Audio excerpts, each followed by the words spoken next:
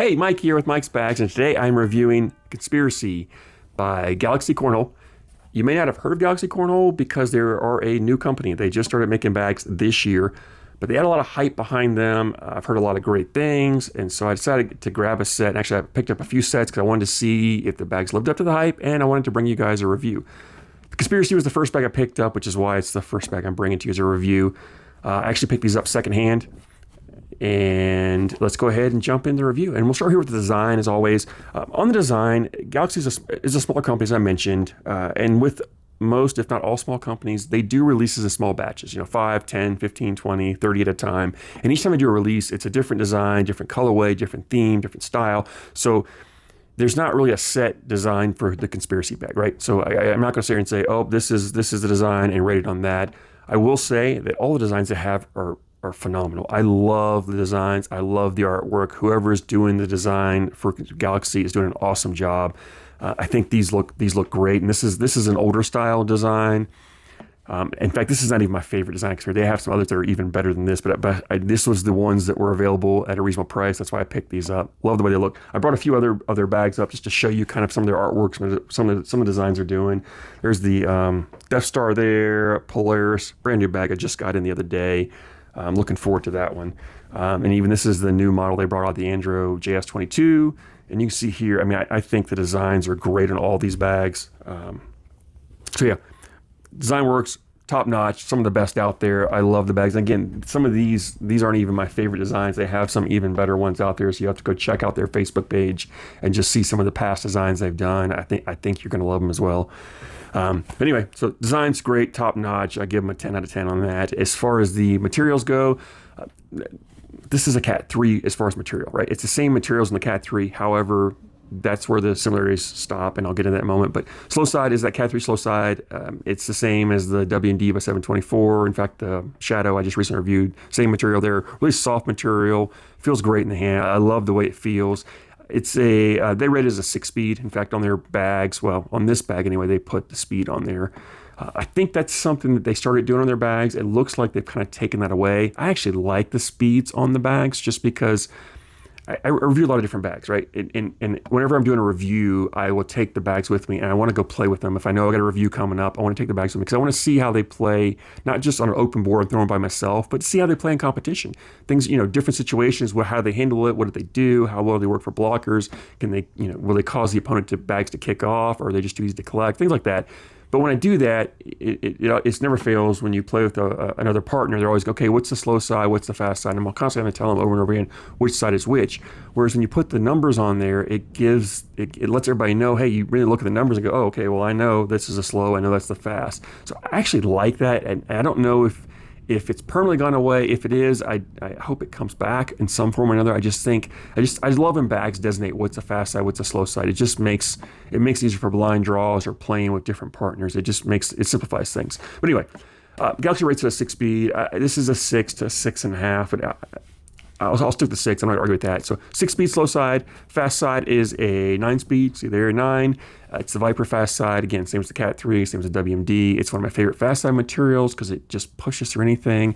So two great materials combined together. They feel great. They play great together. Now, as far as the differences, as I mentioned, the materials are the same as the Cat 3, but the differences are it's a little bit larger template. This is closer to probably like a Viper size template, in my opinion, which means it's a little bit less full, which gives it a much floppier feel to it. This is probably one of the floppiest bags I've thrown. It's right there in line with like a Surefire or a Typhoon. Extremely floppy. If you watch my videos at all, I tend to like a floppier bag. I think it fits my play style and just my throw. I just like the way it feels, and I like the advantages you get from a floppy bag. If you don't like a floppy bag, then this may not be the bag for you, but I just recently reviewed the Shadow by X Level Cornhole. If you haven't checked that out, go check that video out. That's actually a smaller template, fuller bag. Same materials, it might fit your style or your gameplay. You might like it a little better, but yeah, it's definitely a floppy bag. I don't think it's a bad floppiness to it. Again, I think there's advantages to the floppiness. I'll get into that. So again, playability. The fill in this bag is it's got mostly that flat disc fill. Cornhole Scenario uses, I think, all 100% flat disc fill. I do think, and again, I haven't opened these bags up, so I'm just trying to guess by as I feel the bags. I do think this is a little bit of a mixed fill. I think there are some beads mixed in here in well, as far as I can tell. So I think there's a little bit of a mixture between the beads and the flat. Now, the mixed fill, you kind of get the best of both worlds. This bag still lands pretty soft, pretty true, very little kick to it. It tends to want to land and run up. I do think it's extremely hole friendly. I had no issues with this bag holding up. You'll see in the videos, it really melts in the hole. I don't know if that's a because of the mix fill in there, or if it's just because the floppiness or what.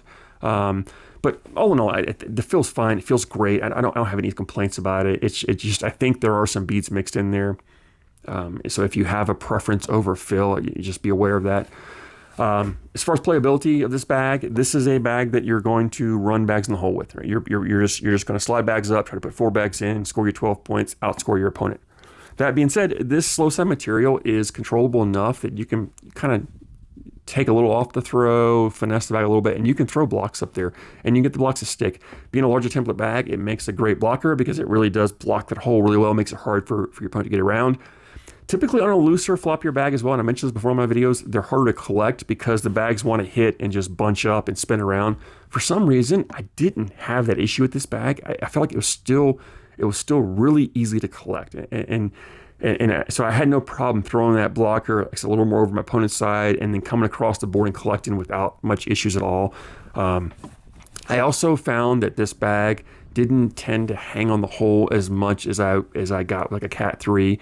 Even though it's the same material, I think because it's a little floppier, it tend to want to melt in that hole. Maybe it's that mixed fill, maybe it's the floppiness, I don't know. But even when they hung, they really tend to want to just slink right in. If not, when they hung there, super easy to collect. I had no issues really of a bag that was hanging in the hole.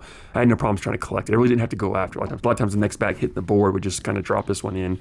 So I had no issues with these bags hanging up in the hole or clogging the hole at all. The floppiness, they don't really clog up or bunch up. They tend, even when they bunch up, they'll tend to fall in pretty easily. I think floppy bags are better for airmails as far as because if you're off, a smaller template bag is the best for an airmail because again it's a smaller template. It's going to go in the hole a lot easier, right? You have less chance of catching the hole. However, I think a floppier bag is better than a full bag because if you're a little off, that floppy bag wants to catch that lip. It kind of folds over and falls back in, where a puffier bag will hit and wants to flip and bounce out. My opinion, but I do feel a floppier bag tends to be a little bit more airmail friendly, especially airmail drag friendly, I think, because you can really slap it because it's floppy. It wants to slap that bag hanging there. You got a bag hanging on the lip and you come down and catch, it smacks it and really causes that bag to want to flip in a little bit easier. I find anyway. I also think the bag being floppier is a little more forgiving. When this bag is sliding up the board and you're not quite in line and you're going to catch the edge of the hole, I just feel like a floppy bag tends to want to grab the hole, spin around, and will drop in more so than a puffier, fuller bag. It tends to want to just kind of skip over that, right? And you can see there a couple times in my videos, my bags will catch, spin around, and sometimes they'll just sit there, but a lot of times they would just kind of slink in and fall right back in. I really love that. So I think it makes it easier for getting around. If your opponent throws a blocker, you can get around easier because you don't need to grab as much of the hole. These bags are cuttable. I had no problem throw cut left to right, right to left. I think you can cut this material pretty well. I don't think this is a great bag for flopping and rolling just because, one, it's extremely floppy. It's got mostly disc fill. I don't think it has that movement that you need or want to flop or roll a bag. But I don't think you need that because you've got this fast side here. You can push through any blocker on the board, clean it up. You can get around with a cut on it, or you can kind of sneak by with a sneak around and just grab the hole and spin in. So there's plenty of ways to get around bags, or you can even airmail over it. I think. So you've got plenty of options that I don't think you ever need to flop or roll this bag. But all in all, I think the bag played awesome. I loved throwing I had a lot of fun throwing this bag, and that's something that I always look for when I enjoy throwing a bag. I throw better. I put up better numbers. I put up a better PPR when I'm having fun and looking forward to it. When I'm not enjoying a bag, it becomes more of a struggle, more of a grind, and it just requires more focus. With this bag, I think you can get in a zone and just throw it.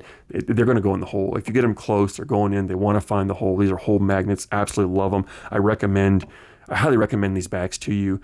As far as availability on that, we'll get into that here. Galaxy Cornhole has a Facebook page, Galaxy Cornhole. Check them out. Go on their Facebook page, like them. That's where they do their drops and releases on there. But if you want to get a bag, I don't know this for a fact, but I would I feel like if you want a bag, send them a message on Facebook, message them to them and see what they got. If they've got something, they'll let you know. If not, but I think right now, I think you might still be able to get in there. They're starting to grow, starting to blow up as it goes along. Maybe harder and harder to do that. But right now, I think you might be able to message them and pick up a set. But there's also a Facebook group, Guardians of the Galaxy. I'll put a link to their Facebook page as well as the group page in the description here. But there's a Facebook group, Guardians of the Galaxy. You want to join that group. That's where they announce the upcoming drops, releases they're doing, as well as any other announcements they're doing, usually in that group, as well as if you want to pick up some bags secondhand, that's where they're available. Most likely, they're available in some of the other Facebook groups, but mainly in that Guardians of the Galaxy group page. That's where I picked these up. And the bags right now are pretty reasonably priced for the most part. I think brand new, you're looking, I think like 90 to $100 somewhere in that range.